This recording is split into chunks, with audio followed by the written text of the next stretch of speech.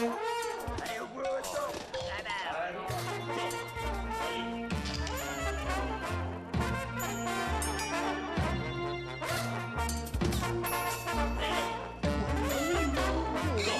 voulait faire autre chose, construire un immeuble, pourquoi pas. Tout de suite, l'histoire d'un film qui ne ressemble à rien de ce qui existe déjà au cinéma.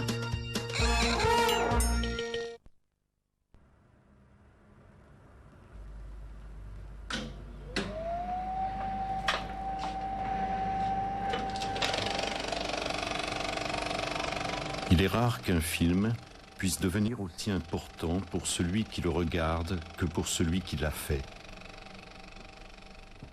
Dans une lettre à Jacques Tati chargée d'émotion, de respect et d'affection, François Truffaut poursuivait : « S'il existait un journal de travail de Plétaëm, rédigé quotidiennement par vous ou l'un de vos proches, je le lirais, et avec quelle avidité.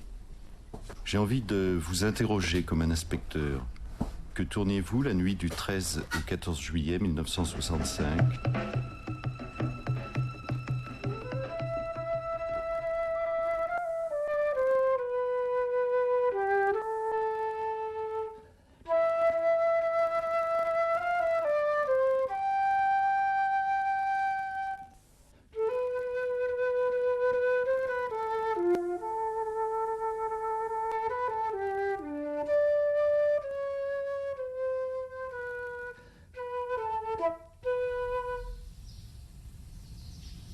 35 ans après le tournage de Plétaëm, plus de 200 boîtes de pellicules égarées dans le stock d'un laboratoire ont pu être retrouvées. En consultant les archives du cinéaste, il a été possible de reconstituer plusieurs scènes qui avaient été coupées contre sa volonté et de restaurer le film. En mars 2002, alors que la restauration touchait à sa fin, une trentaine de bobines d'essais filmées pendant la préparation furent découvertes. Ces documents inédits permettaient de concrétiser le vœu de François Truffaut. La reconstitution d'un journal de tournage qui témoignait de ce formidable travail que fut la réalisation de Plétaëm.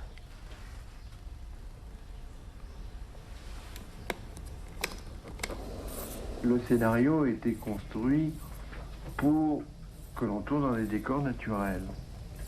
On s'est aperçu qu'on ne pouvait pas le tourner. Parce que à Orly, on ne pouvait pas supprimer le départ, de retarder les vols et de faire atterrir des avions trapables. Bon, donc, on était forcé de suivre les indications d'Air France. Dans les supermarchés, ils n'ont jamais voulu qu'on tourne parce qu'ils se sont dit avoir une fauche formidable. On n'a jamais retrouvé un camembert. Dans les banques, alors pas de question. En fait, si vous voulez, toutes les portes se sont fermées en disant oh, qu'est-ce que c'est que cette équipe de cinéastes qui va venir s'installer ici. Comme il n'existe aucun plateau suffisamment vaste pour reconstituer des perspectives de rue avec des façades aux dimensions imposantes où l'on puisse faire circuler des autobus et des voitures, Tati envisage alors de construire le décor de la ville sur un vaste terrain studio à Joinville. 14 juillet 1964. Le décorateur Eugène Roman est convoqué pour un premier repérage. Tati m'a raconté l'histoire en 2 mots, une histoire d'Américain, sans rien me faire lire, sans me donner une ligne, même pas un synopsis.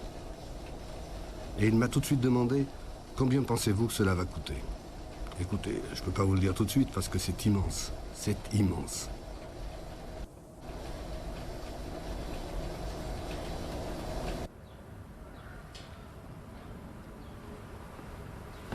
Imaginez-vous mon arrivée sur le plateau de Gravel un matin. Il faisait froid, c'était une plaine découverte, venteuse. D'ailleurs, on prenait tous les matins du viandox avec quelque chose dedans pour nous réchauffer. J'avais 2, 3 gars, j'ai tracé une grande ligne, esquissé un décor d'après un plan.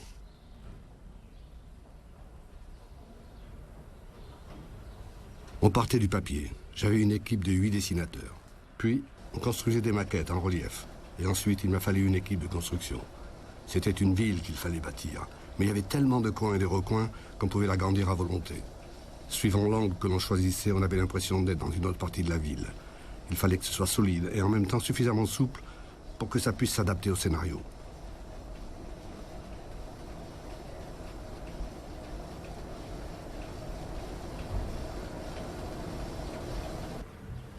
Tati supervisait.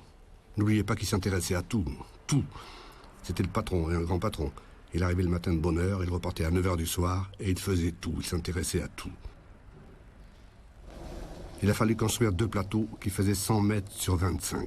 100 mètres sur 25. C'était un lieu de tournage rêvé. Il n'existait aucun plateau comme celui-là à l'époque.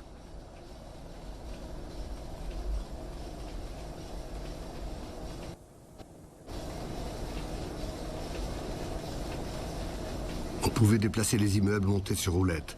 Il y avait des maquettes dont la taille était calculée par rapport à la profondeur à laquelle elles apparaîtraient.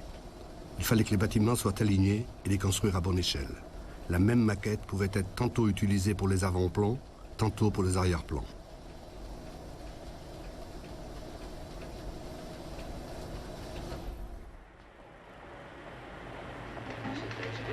Tati envisage d'abord de tourner le film en noir et blanc et de colorier certaines parties de l'image, comme il l'avait fait pour Jour de fête. Un procédé qui s'apparente à la peinture sur pellicule. Déçu par les premiers essais, il conservera ce parti pris de monochromatisme en tournant sur pellicule couleur des décors uniformément gris et fixe son choix sur le format 70 mm. Pourquoi? Parce qu'il y a des proportions. C'est ce que j'ai voulu, par la grandeur de l'image. Parce que si je tourne en Super 8 la façade d'Orly, je vais avoir loin de tourner une fenêtre. 16 mm, je vais avoir 3 fenêtres. En 35, je vais avoir 15 fenêtres, 20 fenêtres. Puis en 70 mm, je vais avoir toute la façade d'Orly. Bon.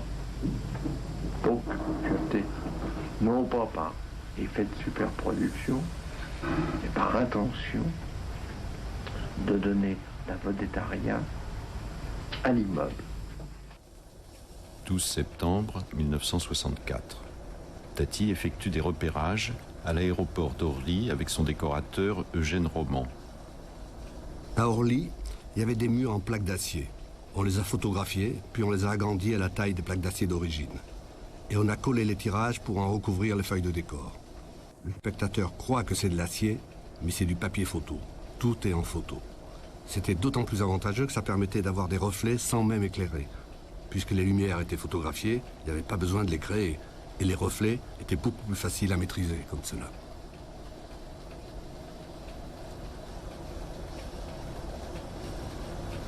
La construction du décor est encore loin d'être achevée. Mais le gros œuvre du premier studio est terminé.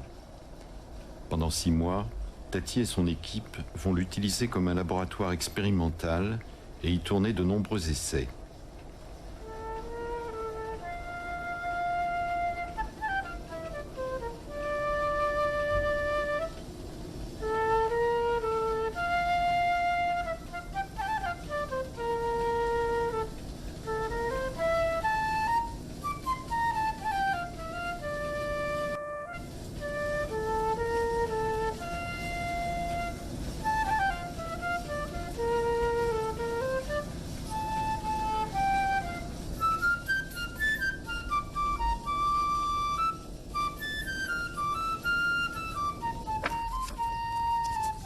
Tati fait poser des figurants en studio devant un fond blanc.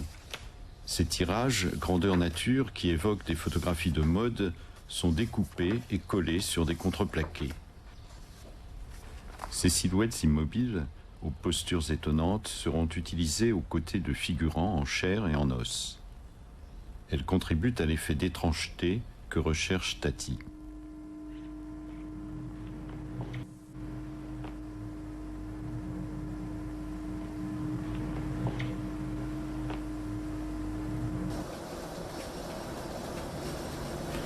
Un des premiers essais filmés utilise une découverte photographique en noir et blanc comme fond de décor qui raccorde en perspective avec les éléments construits du premier plan. Tati recherche une tonalité aussi proche que possible du gris, sans aucune dominante de couleur, fût-elle légère. Ce procédé sera finalement abandonné car il impose une mise en scène frontale et ne permet pas aux acteurs de se déplacer dans la profondeur.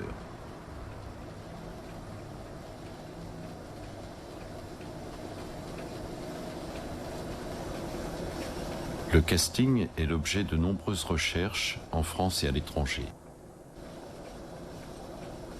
Comme Bresson, Tati est à la recherche de modèles plutôt que d'acteurs. Dans une note, il décrit le personnage de la jeune américaine pour le rôle principal. Une jeune fille d'environ 25 ans, un peu timide et embarrassée, avec un regard intelligent, plutôt grande. Elle doit avoir de la fraîcheur et de la simplicité. Un point important, elle ne doit pas être actrice.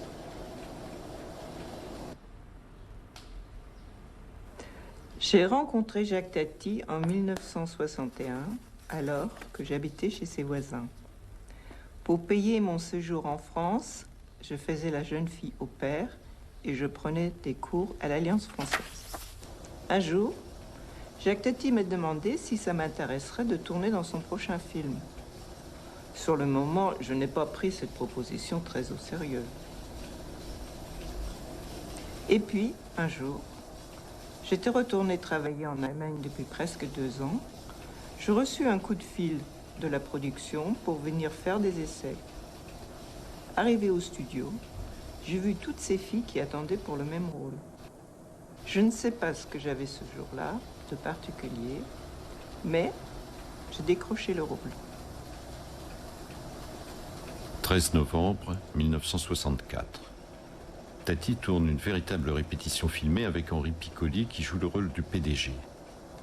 2 prises sont tournées. Dans la première, on voit l'acteur entrer de dos dans le champ portant une valise dont l'étiquette animée d'un mouvement giratoire semble le propulser avec une lenteur un peu compassée. Dans la seconde prise, Tati, dans un étonnant numéro de mime, interprète un journaliste prenant des notes, le carnet d'interview à la main. Courbé avec déférence devant le grand homme de petite taille, il sautille à reculons, tandis que le comédien avance vers lui. Sa démarche est cette fois beaucoup plus étrange et comique, car Tati lui a sans doute donné l'indication de marcher en fléchissant les jambes, ce qui a pour effet non seulement d'accentuer la petite taille de l'acteur, mais lui confère l'allure d'un homme écrasé par les responsabilités. Tati applique un principe qui ne l'a jamais quitté. Un bon comique, c'est d'abord un bon jeu de jambes. Tout dépendra de la situation et son évolution dans les jours à venir. Un mois oui, évidemment. Vous êtes présent au concours international World Finals. Et vous savez de ça.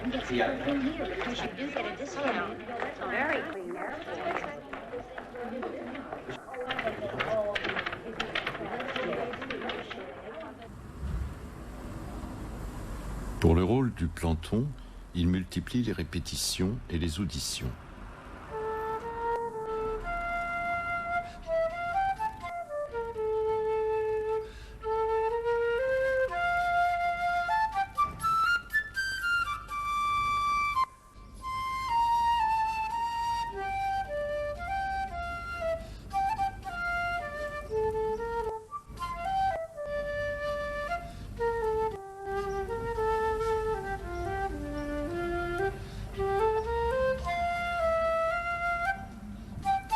Dans ces essais, l'ébauche d'un décor est en place. La découverte photographique crée une perspective et le cadrage préfigure la version définitive de la scène.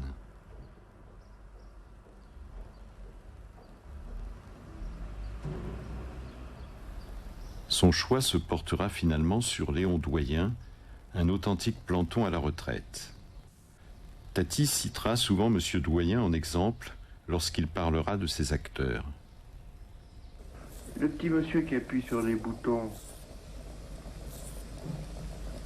il est pris par ça, il s'en sort pas. Parce que d'abord, il y a un décalage d'âge entre l'ingénieur qui lui a construit son truc et lui. Il hésite. Et il le fait, alors là, qu'on vienne pas.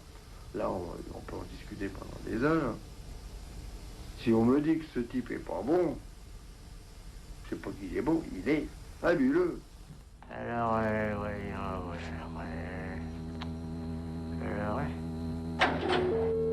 bien. Bon. Et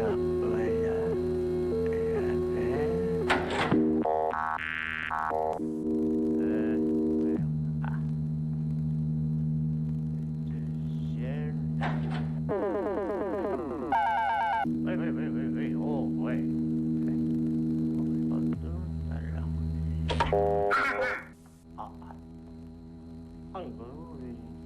Alors, je demande le 440.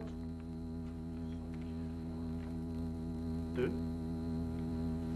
Je répète. 2. Non, pas 1, 2. Oui. Alors là, c'est bien, ça va. Alors là, ouais. Là.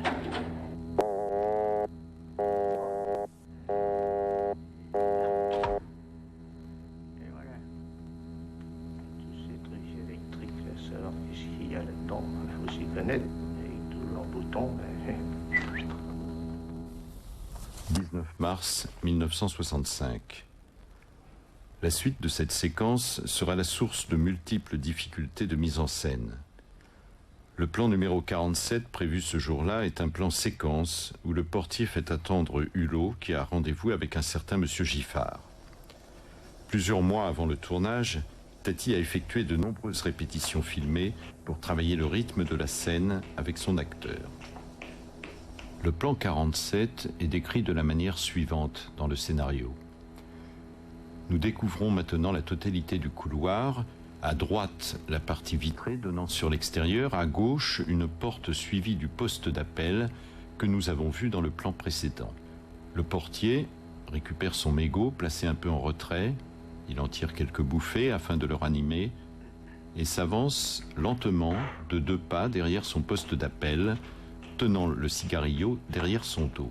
Il se penche pour fixer l'extrémité de l'interminable couloir. Ah.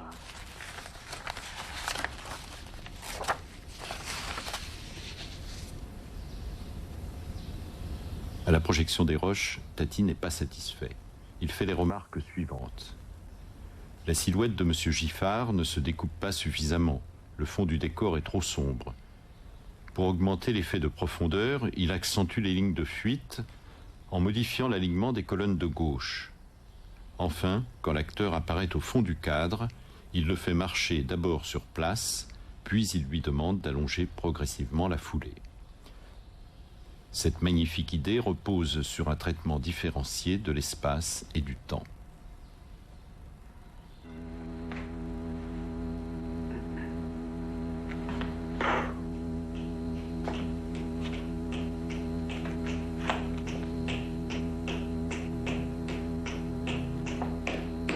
Ah. Oh non, non. Oh là. Je vais...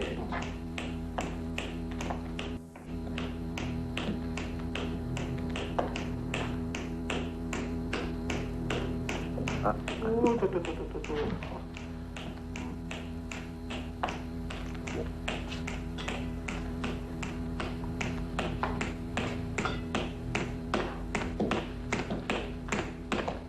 Tenez.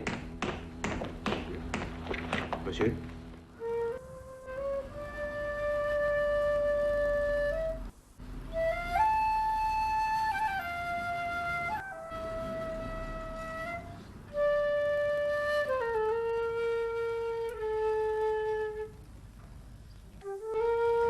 « 15 décembre 1964.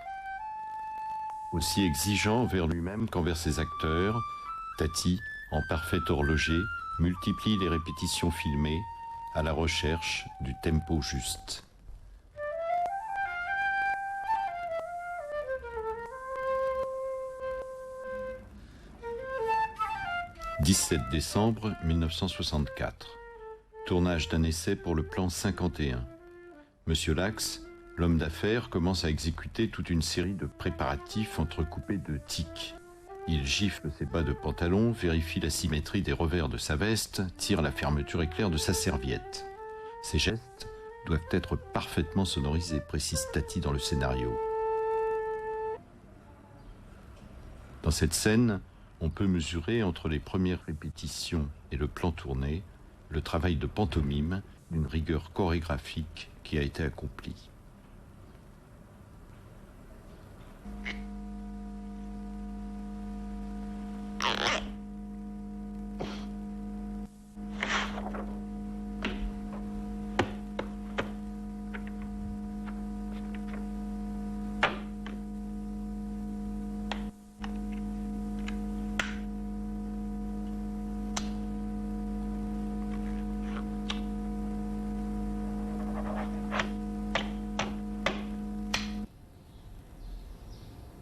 « 16 avril 1965. Tati commence le tournage de la scène du labyrinthe des bureaux. Cette séquence d'une grande complexité nécessite plus de 3 mois de travail et de nombreux tâtonnements dans la construction et le choix des couleurs du décor.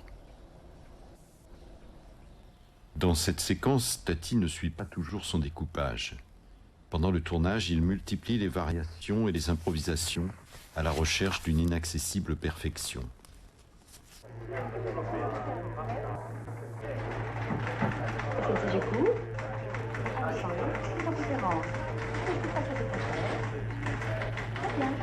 Just a minute, please.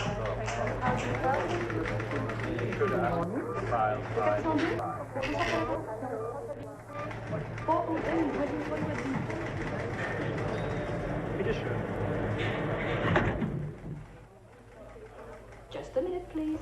Yes, and say good morning.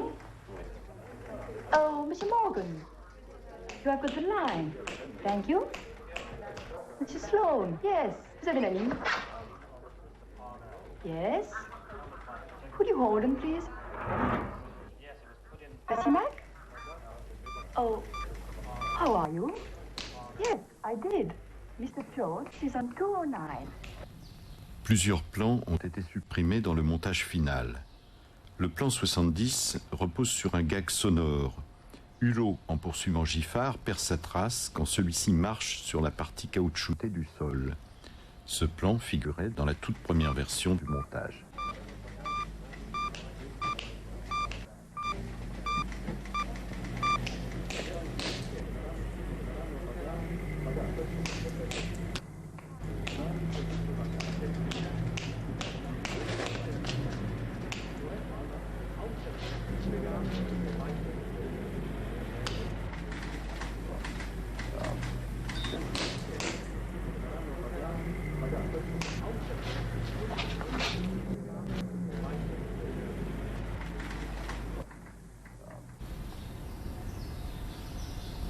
Samedi 19 juin 1965. La tempête de la nuit a causé des dégâts considérables au décor. 2 tours supportant les maquettes ont été couchées par le vent. Plusieurs voitures sont endommagées. La régie note: notre tournage de ce jour en extérieur est fortement compromis. 24 février 1966. Quand Nicolas Rybowski prend la succession de Jean Lefebvre au poste de premier assistant réalisateur, le tournage en est à son 220e jour. Les répétitions sur le plateau pouvaient durer des heures, parfois des journées entières.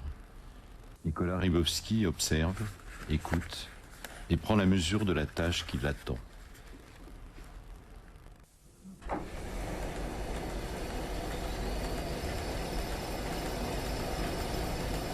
Quand M. Tati répétait, c'était très beau. Il allait d'abord s'installer derrière sa caméra, la Mitchell 70. Il restait à l'œilleton pour bien assimiler l'espace en largeur, en profondeur. Ensuite, il ne revenait plus jamais à la caméra. Il nous demandait alors de délimiter l'espace de jeu. Et à partir de là, il commençait à mettre en place les acteurs et les figurants. Souvent, ils étaient plus de 200 sur le plateau. Monsieur Tati commençait son travail par les fonds, par les personnages les plus éloignés. C'était d'abord des indications simples, vous partez de là et vous allez là. Il ne donnait jamais d'explication psychologique. Il travaillait le comportement, cherchait le geste juste, en tenant compte de la nature de ses acteurs. Une fois qu'il avait mis en place les arrière-plans, il se rapprochait peu à peu de la caméra. Il structurait l'espace par tranches, le cadre se remplissait peu à peu, s'animait et tout d'un coup ça devenait une véritable chorégraphie, quelque chose de parfait. Car chaque plan était pour lui comme un tableau. Dans ses répétitions, il insufflait une énergie formidable. Tout se passait comme s'il avait laissé un peu de lui-même à l'intérieur de chacun. Il y avait un moment où le visage de M. Tati s'assombrissait. Après la mise en place, il devenait de mauvaise humeur. Il allait se maquiller. Il faisait alors tout ce qu'il pouvait pour retarder le moment où il devait jouer. À cet instant, il y avait une grande tension sur le plateau. Quand il a tourné Playtime, je crois que jouer ne l'intéressait plus vraiment. Son vrai plaisir, c'était de mettre en scène.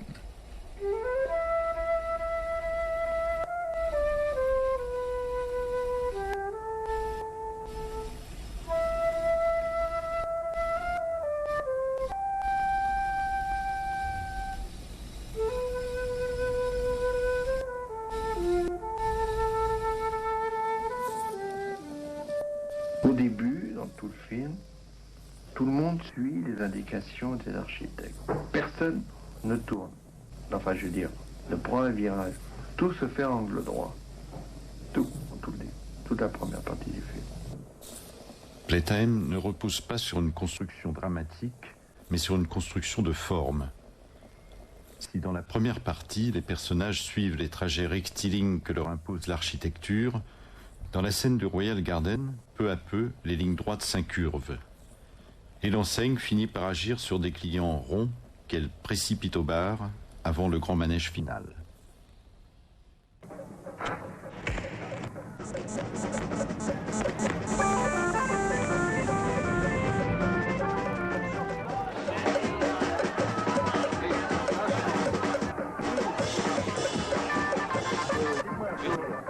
Une addition. Et vous là, allez, dépêchez-vous un peu, voyons.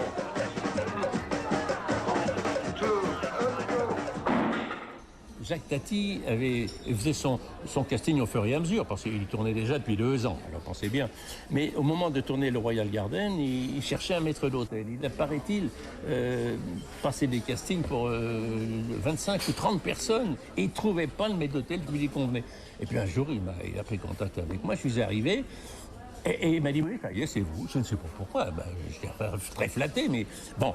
Et j'ai donc fait 13 semaines, 65 jours continuellement, de midi à 8 heures du soir. Parce qu'il était d'une précision telle qu'il fallait faire exactement comme il le souhaitait.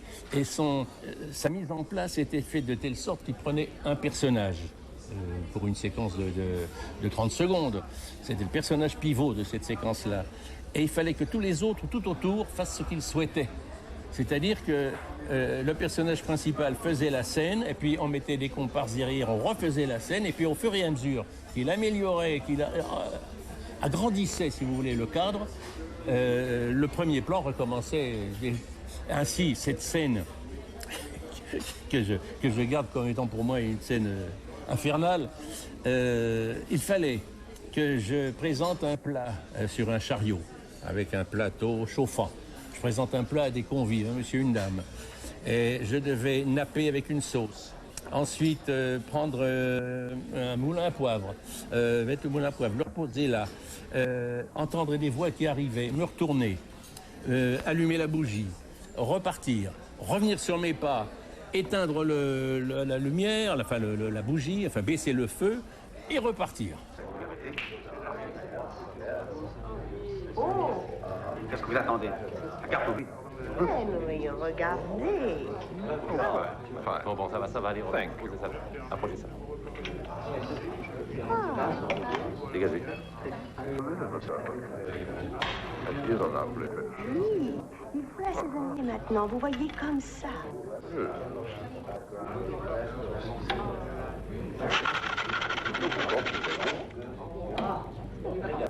Et c'est nappé. Voilà le nappage, regardez. Le nappage. Quite cool. Nous avons réservé par téléphone. Pardon? Nous avons réservé cette table. 26 avril 1966, 244e jour de tournage. La photo de travail du plan 300 clôt le tournage de la séquence du Royal Garden. Le tournage s'est terminé tard dans la nuit. Tati, la cigarette aux lèvres, a emprunté la casquette du portier.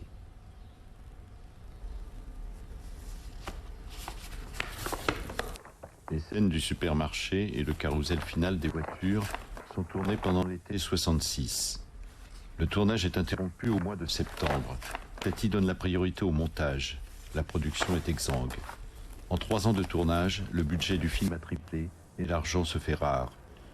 Le tournage se poursuit par intermittence jusqu'au 15 septembre 1967, date à laquelle le décor est détruit.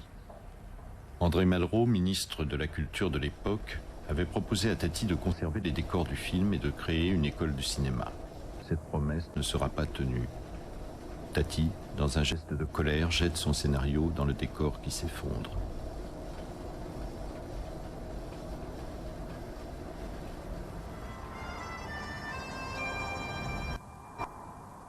Le projet de Plétaëm était quelque chose de plus fort que lui-même. Il avait jeté toutes ses forces dans cette bataille.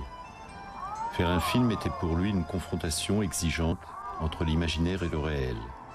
Un combat dont on ne sort jamais tout à fait indemne. Pendant près de 9 ans, il avait consacré tout son temps, tout son art et toute son énergie, au point que sa vie et son film avaient fini par s'être absolument confondus.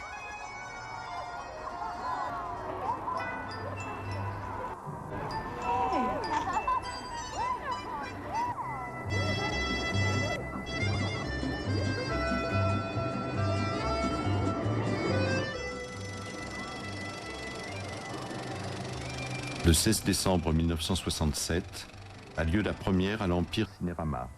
François Truffaut est dans la salle.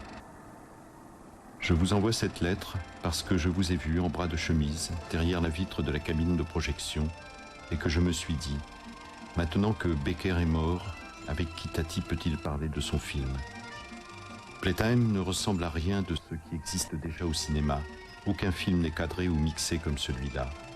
C'est un film qui vient d'une autre planète où l'on tourne les films différemment. Plétaëm, c'est peut-être l'Europe de 1968, filmée par le premier cinéaste martien, leur Louis Lumière. Alors il voit ce que l'on ne voit plus, et il entend ce qu'on n'entend plus, et il filme autrement que nous.